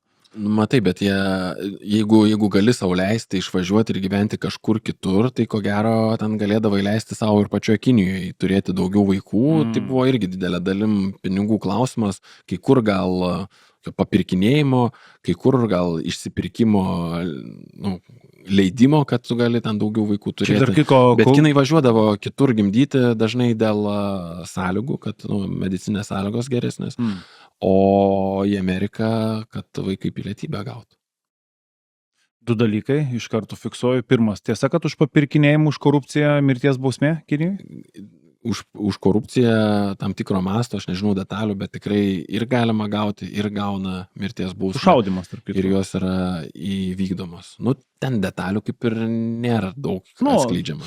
Nei kiek girdėjau, tai dažnu atveju neretai tiesiog įkalinimas būna pakeičiamas. Dažnai tada pakeičia, gauna mirties bausmę, pakeičiama įkalinimu iki gyvos galvos. O kalbant apie tą išvykimą į tą pačią Ameriką arba į vakarų universitetus visokius, tai irgi kažkur esu, ar tai girdėjęs, ar tai dabar nepamenu kur, kad reiškia, buvo tokia programa pačios komunistų partijos, kad sąmoningai išleisdavo jaunuolius studijuoti tam, kad parsivežtų know-how iš vakarų, teisingai? Ir ne tai, kad parsivežtų, jie tiesiog išleisdavo jos ir jie ten studijuodavo, o po to juos kviesdavo atgal, siūlydami labai nemažus resursus, matydavo, kad jie ten, gauna žinių, gauna kažkur, tas sako, grįžk, va inžinieriai, va mokslininkai, va dar kažkokie tai ten ir mes jums suteiksim laboratorijas, duosim apsiginkit savo projektus ir štai darykit. Ir tada jie galvodavo, wow, tai mūsų ten laukia idealios sąlygos, mūsų žinias panaudoti ir tai yra vienas iš tų ekonomikos to stebuklo galbūt irgi faktorių Kinijoje. Taip, tai vieną tu jau prieš tai minėjai ir mes ten kažkur nukeliavom, šnekėdamėsi į kitas lankas, bet apie tą, kaip jie pradėjo tą kapitalistinį modelį savo pritaikyti. Kad kvietėsi... Čia tas pats Hongkongas, ne Hongkongas, atsiprašau, tai laisva ekonominė zona. Šendženas turbūt. Šendženas, taip, šalia Hongkongo. Bet tai buvo viena kryptis, kaip kelti ekonominį gerbuvį ir kaip kelti tą ir tokį bendruomeninį socialinį gerbuvį. Tai buvo užsieniečių kvietimasis ir buvo laikotarpis, kai tikrai labai daug buvo ir politikų, ir ekonomistų, mokslininkų, kultūrininkų, sportininkų ir kitų kviečiamas į Kiniją. Tai ypač ekonominiai plotmėjai, tai tikrai, kaip ir pats Alanai sakai, kad ten visada buvo tas tokias išlygos daromos, kad bendrovės, kurios yra privačios teigiamos, su užsienio kapitalu, jos turi turėti partnerius Kinijoje ir didelė dalis, aišku, šito reikalavimo buvo ta, kad patektų kinai į iš pradžių vidutinio, paskui aukščiausio lygio vadovus, bet ir kad technologijos būtų, kad buvo sąlygos irgi, kad technologijos turi ateiti į Kiniją. Ir jų buvo po truputėlį mokomasi. Tai vėlgi 2000-ųjų pradžioje aš neatsimenu, kad kas nors apie Kiniją kalbėtų kaip apie pigių, kaip apie fabrikų šalį, apie ją kalbėjo. Tai ten džinsai buvo siuvami, maikelės ir taip toliau. Yra tie žodžiai kopija, made in China, va tie visi klasikiniai. Ir ten milžiniški turgus būdavo, kur ten irgi žmonės iš viso pasaulio važiuodavo ir urmų pirkdavo. Bet palaipsniui tas gerovė kilo ir ta pigi darbo jėga, pat truputėlį darosi nebe tiek pigi, tai dabar jeigu žiūri, kur maikelės yra pasiūnamos, tai ten dažniau matysi Vietnamo, Bangladešo etiketės, ne Kinijos. Tai čia ta buvo viena, bet va ta, kuri antroji, kaip tu sakai, tada jau kinų pačių siuntimas ir pirmiausia, aišku, irgi buvo ir valdininkijos siunčiama mokytis į užsienį, į Europą, į Ameriką, bet ir studentai masiškai leidžiami ir aišku, pačių greičiau praturtėjusių, ar ten aukštesnį rangą užimančių ir dėl to storesnę piniginę turinčių valdininkų, vaikai tada jau asmeniniais pinigais, bet masiškai tikrai buvo irgi siunčiami į universitetus, būtent tam, kaip ir sakai, kad perimtų ir veikimo modelius, bet kita vertus dar ir tam, kad susipažintų su vakarų būsimo elitu. Nes jeigu tu gyveni vienam kambaryje ar ten vienam bendrabutyje, nežinau, Harvard ar London School of Economics, labai tikėtina, kad būsi per tuos savo studentiškus metus susipažinęs, o gal ir labai artimus ryšius, tokius emociškai artimus ryšius su jais, su tai žmonėm, kurie gal Prancūzijai kokį banką valdys, gal Britanijoje ministerijoje dirbs, ar gal ir ministrai ir premjerai bus. Tai ir dėl šito tokio to asmeninių kontaktų. Bet pradžioj tai labiau, man toks įspūdis yra pradžioj, kad nebuvo labai domimasi susigrąžinimu tų studentų. Buvo tiesiog duodamos stipendijos arba jie raginami imti, nes vakarai irgi tas stipendijas dalino, buvo raginami važiuoti ir gal tuo pirmoju laikotarpiu, ten 90-ieji, 2000-ųjų pradžia, buvo labiau akcentuojamasi į užsieniečių atsivežimą.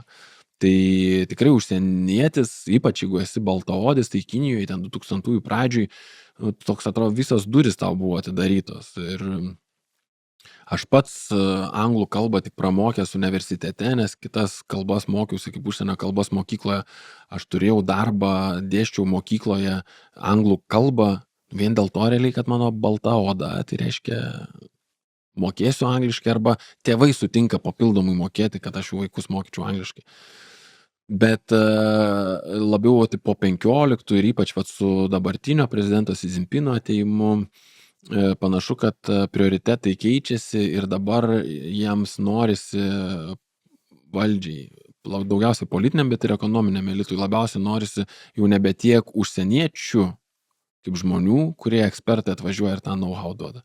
Bet jiems jau dabar norisi labiau susigrąžinti, kaip pats pasakoju, tuos kinus, kurie ir išvažiavo ir mokėsi, ir gal ilgus metus ten ir dirbo, ir gal jau ir Amerikoje ir Europoje didelėse korporacijose, bankuose pasiekė tą top management lygį. Ir dabar juos susigrąžinti. Ir mokslininkus lygiai taip pat milžiniški pinigai visada Kinijoje buvo metami į ugdymą, švietimą, išradimus. Šiaip tarp kitko, kalbant apie tos visus mokslininkus, tai vėlgi kažkur esu girdėjęs ir skaitęs, jog kinai yra labai geri mokiniai, be galo geri mokiniai, jie labai ima informaciją, jie gali tą informaciją gavę, tada ją dar labiau, kaip sakoma, iškelti ir ištobulinti ir taip toliau, bet nėra genijų, atseit, nėra tokių laureatų pasaulinių, kurie ten kažkokie tai būtų ten išradę kažką tai tokio. Kad kaip nebūtų keista, nuvažiuoja, atseit laimi visas olimpiadas pasaulyje, žinai, kinietiškos išvaizdos žmonės, bet nėra jokių tokių genijų, kurie būtų kažkokių tai padarę išskirtinių, ne? Čia toks irgi mitas. Reikia, man atrodo, visada žiūrėti, kas rašo taisyklės ir kas dalina tas premijas.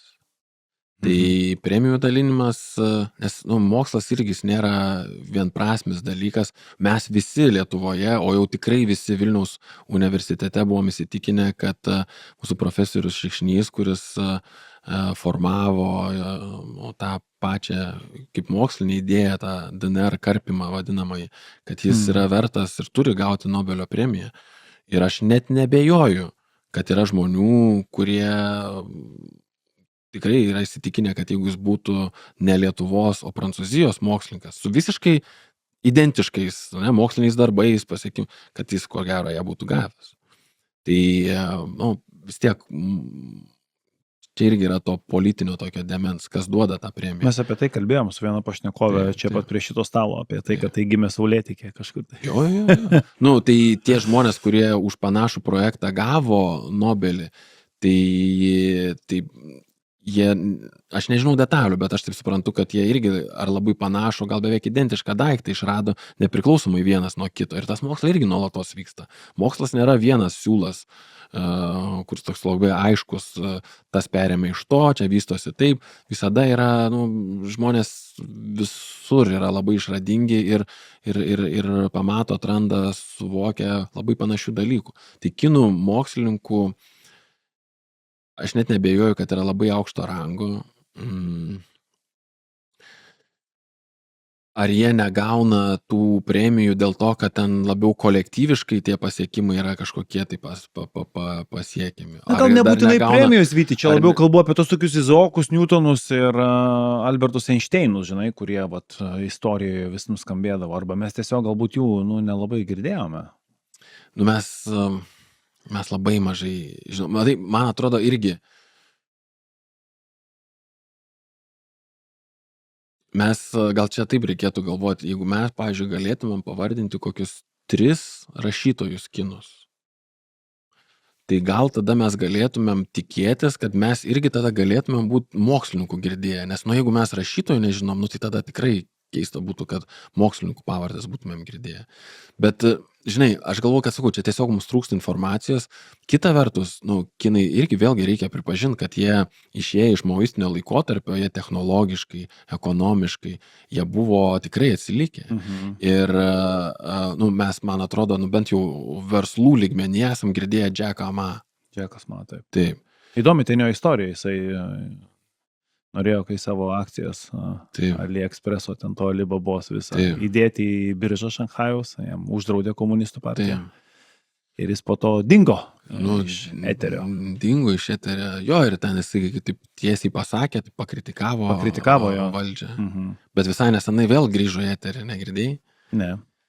Panašu, kad irgi, ir aš tai siečiau ir su šiandieninės Amerikos ir jos prezidento Trumpo veiksmais, kad panašu, kad kinų politikams gali norėtis vėl šiek tiek atpalaiduoti technologinių įmonių, didžiųjų verslų, korporacijų, kiniškų tas varžtus ir leisti jiems vėl daugiau energingiau veikti. Tai buvo čia toks susitikimas visai šviežias. Man atrodo, ir pats Xi Jinpingas, man atrodo, ten kalbėjo, tai buvo Jackas Ma pasirodęs ir dar kažkuriam iš socialinių tinklų žinutę parašė, tai čia gali būti, gali naujai tęstis jo istorija. Bet dėl ko aš apie jį pradėjau sakyti, kad ten Jackas Ma pas mus pasimatė tada, kai atrodo, kad sugebėjo sukurti kažką, ką vakaruose ir Europoje, Amerikoje mes iš principo kaip ir žinojom, kad tai veikia, gal ypač Amerikoje, ta tokia internetinė prekyba ir būdas, kaip labai greitai patenkinti visus vartotojo poreikius ir pristatyti tą prekę. Ir tai buvo toks tų interneto verslo Kinijoje bumas, kai jie tikrai pradėjo siūlyti labai, jeigu tai nebuvo radikaliai nauji išradimai, bet naujoviški sprendimai, kurie įsitvirtino. Tai ir, nežinau, ten koks WeChat, Weixintas jų. WeChat, kiek žinau, ten yra visi. Ten yra viskas viename asmenyje. Viskas viename, taip, ir visi turi tą WeChatą, absoliučiai. Arba WeChatą, arba ten jau labiau ten to Alibabos ten produktą.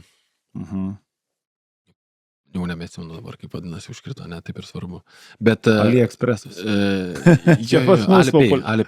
Alipay. Jo, tas vakarietiškas variantas. Mokėjimo sistema. Tai dėl ko aš pradėjau apie Jack Ma šnekėti, kad gali būti, kad tuo metu to mūsų kažkuria prasme ir mokslinio, bet daugiau tokio ekonominio vystymosi laikotarpio pries, kur kinai jau pasivijo ir jau turėjo tokių žmonių, kurie nenori atsistoja priekyje, pasimato.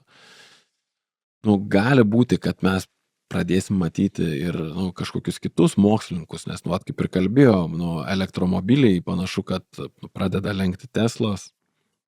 Labai gali būti, kad kinai pirmieji išsilaipins Marse, tai gal bus proga išgirsti ir kažkokius tai tos mokslininkus, tos mokslininkų pavardės. Tai čia, man atrodo, yra toks labai didelis klausimas, kodėl jų nėra, gal jų veikimo būdas yra taip labiau bendruomeninis ir mažiau yra noro atsistoti į priekį. Šiaip kinų, bet irgi toj vat klasikiniam tam mąstymui, yra toks nusistovėjęs, toks, kuo tu daugiau išeini į priekį, tuo daugiau pavojų tau kyla. Tuo daugiau yra galimybių, kad tie besikeičiantis vėjai kažkokie kliudys būtent tave. Tai pragmatizmo aš matau pas kinus ir tame, kad iš to keleivio sėdynės kartais yra kur kas, keleivio sėdynė dažnai yra saugesnė.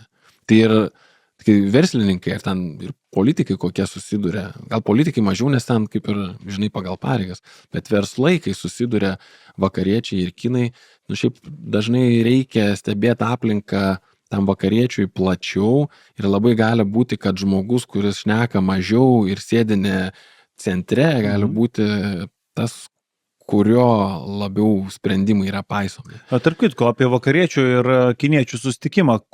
Ką dėrėtų žinoti, jeigu aš dabar nusprendžiau važiuoti į Kiniją? Ką aš galiu daryti, ko negaliu daryti, tokias pagrindinės taisyklės? Ką? Aš tai sakyčiau, kad reikia laikytis tos taisyklės, kurią aš išmokau, tas 20-metis studentas ten nuvažiavęs, kad normalumo standartų gali būti daugiau, negu mums atrodo. Tai jeigu jau mes nuvažiavom į svečius į Kiniją, visai padėtų ne šokti priekį, o daugiau stebėti ir žiūrėti, ką daro tavo partnerių ar būsimų partnerių ar norimų partnerių pusė. Nu ir tada, kiek gali, neįsišoki ir bandai kartoti. Bet gerai, va tokia, kasdieniam gyvenime, ten sveikintis kairę ranką, o ne dešinę, ten mirktelti akį negalima. Ten tokių... Aš žinau, kad apsinuoginti negalima, ten yra labai tabu, visokios iškirptės, ten nuogi kūnai ir taip toliau. Nu tai čia gal toks irgi, aš nežinau, turbūt pas prancūzus verslo partnerius, jeigu važiuosi, turbūt irgi labai su šortais nenueisi ir su iškirpte gėle nenueisi. Tai čia toks, man atrodo, ir Kinijoje tie savaime suprantami. Bet čia gatvėje. Nu, jo, okei, bet su šiaip tokiam ar versluose, ar tam tokiam kasdieniam socialiniam gyvenime, šiaip kinai nėra tokie taisyklių žmonės. Kelis kartus, Alanai, paminėjai, kad jie taisyklių žmonės. Man taip atrodo, kad ten rytai ant to išvestovi visą kultūrą. Japonai yra kur kas daugiau tokie, ten forma yra kur kas svarbesnė, kinai yra žymiai laisvesni. Bet ten yra, aišku, tam tikros tokios taisyklės, bet jos yra labiau ne savo formos griežtumu, kiek daugiau išpildymų tokių yra griežtesnės. Tai ar tu paduosi kairę ir dešinę ranką, ar tu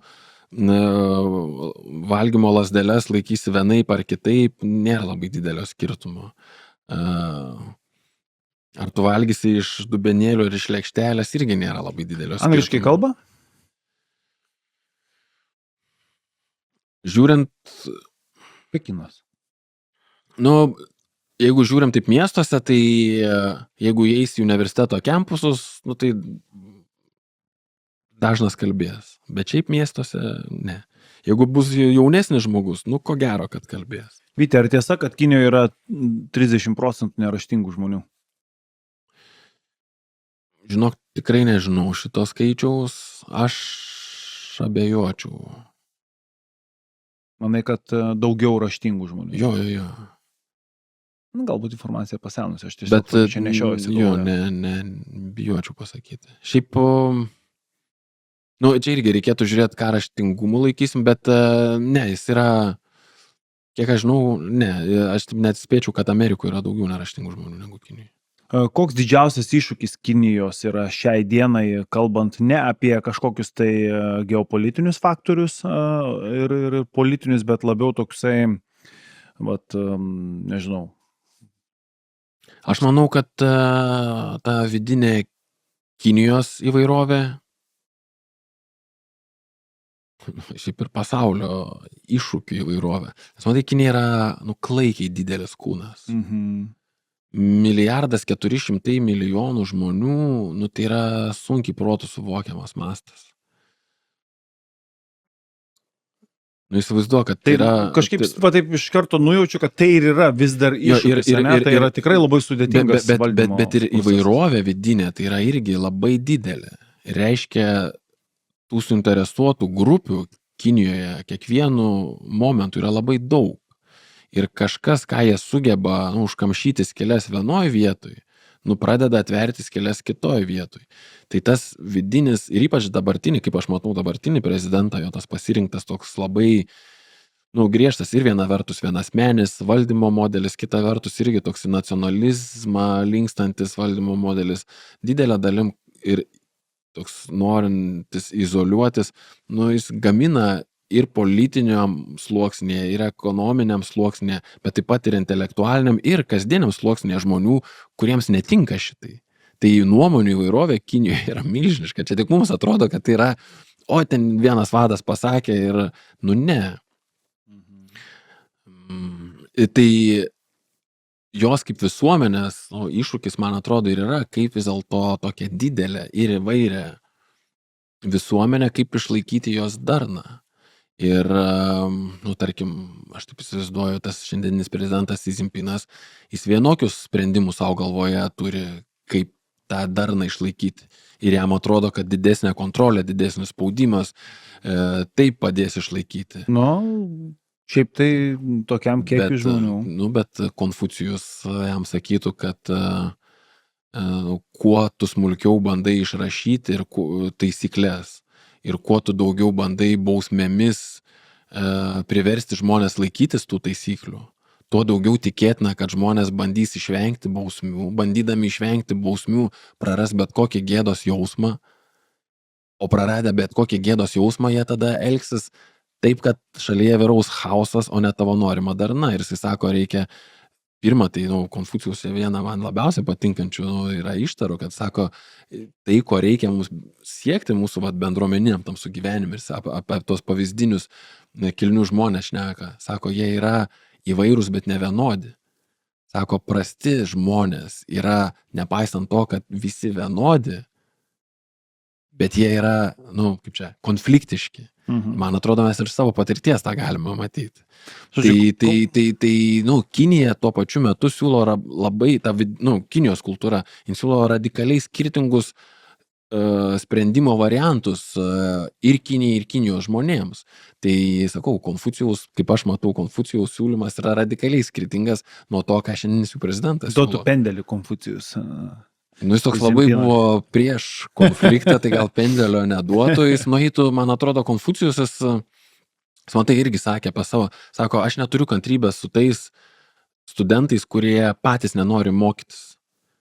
Ir sako, čia sausa šaka, nieko iš to negalima padaryti. Man atrodo, tiesiog nebekreiptų dėmesį į tokį žmogų ir jis nueitų dirbti su tais, su kuriais yra įmanoma kažkas padaryti. Prieš paskutinis klausimas, ar mums verta bijoti Kinijos? Aš sakyčiau, kad jeigu bijoti, tai mums labiausiai verta bijoti savo nežinojimo, o kad Kinija kaip dabartinis toks politinis, ekonominis kūnas, kad jis mums yra iššūkis, su kuriuo mums tikrai reikės dorotis, tai nebejotinai, kad iš ten gali kilti grėsmių, aš irgi nebejoju, bet bijoti, sakau, man atrodo, mums labiau reikia savo nežinojimo ir neišmanimo.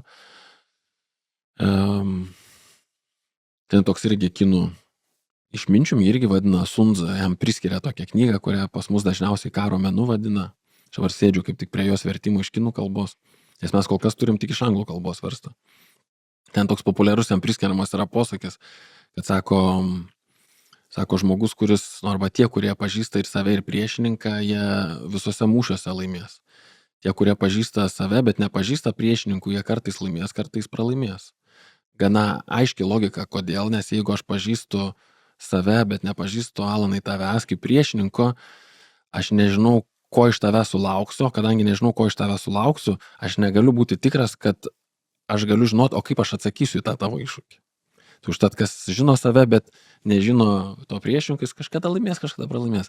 Bet tie, kurie nepažįsta nei savęs, nei priešininko, jau visada pralaimės. Ir aš bijau, kad tame susidūrime, aš abejoju, kiek vakarai mes, Europa, vakarai, kiek mes save pažįstam.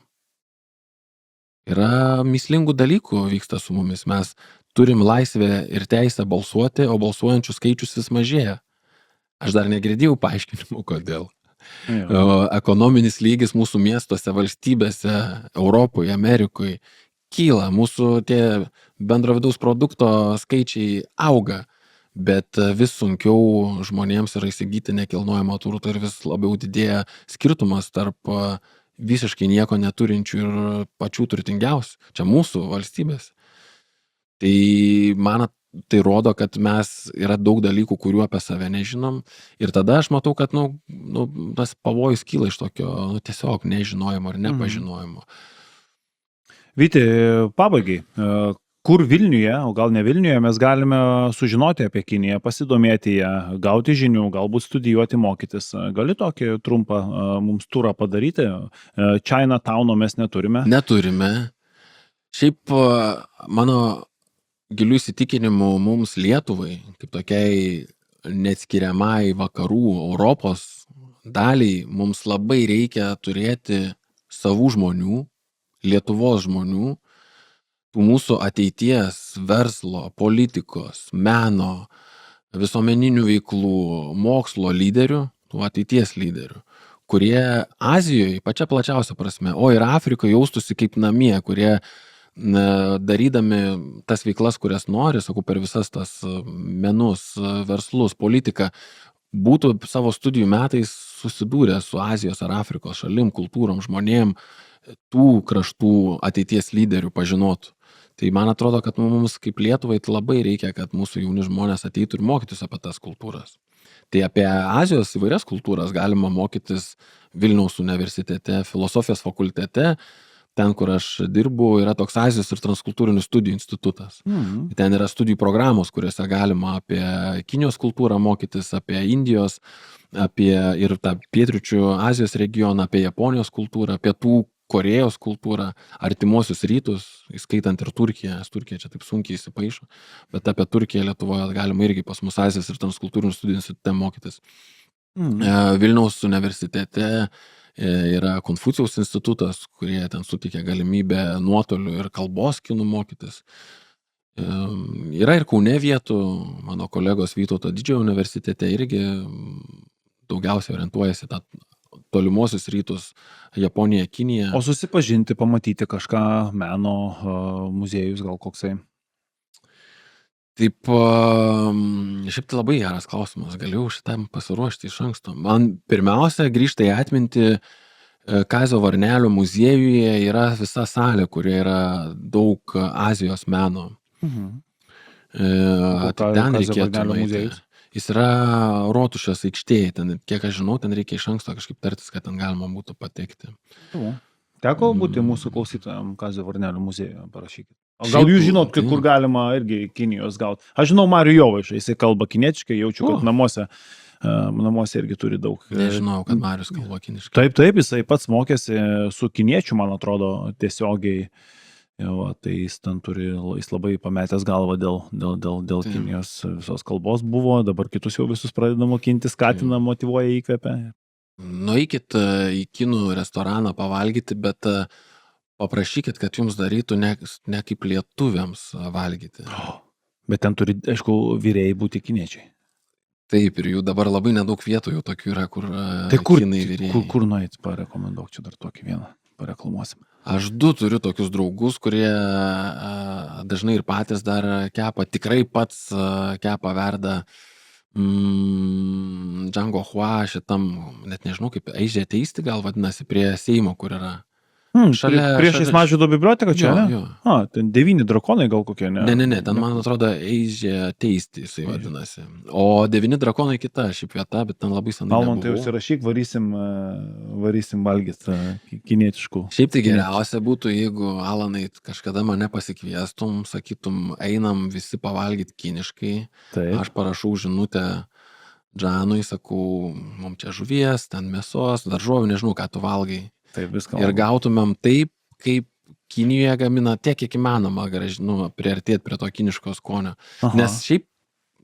Bet tas kinietiškas, jau nebeturim laiko, bet tas kinietiškas maistas, mes apie nebekalbėjom, tai, ką mes valgom čia, ar tai yra kinietiškas maistas, ar jisai vis dėlto čia yra toks jau adaptuotas, ne? Nes mes labai konservatoriški žmonės esame. Aš klausiu tų savo bičiulių, kodėl jūs negaminat taip, kaip jūs gamintumėt Kinijoje. O gerai, taip trumpai, Sako, Vyti, ne, sako, lietuvis jis sako, yra konservatyvus žmogus, jis paragavo ten tos saldžiarūgštės vištienos ir tai yra vienintelis, supranti, tada patiekalas, kurį jis užsakinės. Bet, koks tas maistas yra kitoks, iš karto. Bet vėlgi, nes yra skirtingos virtuvės. Sičuano virtuvė labai daug aštraus maisto.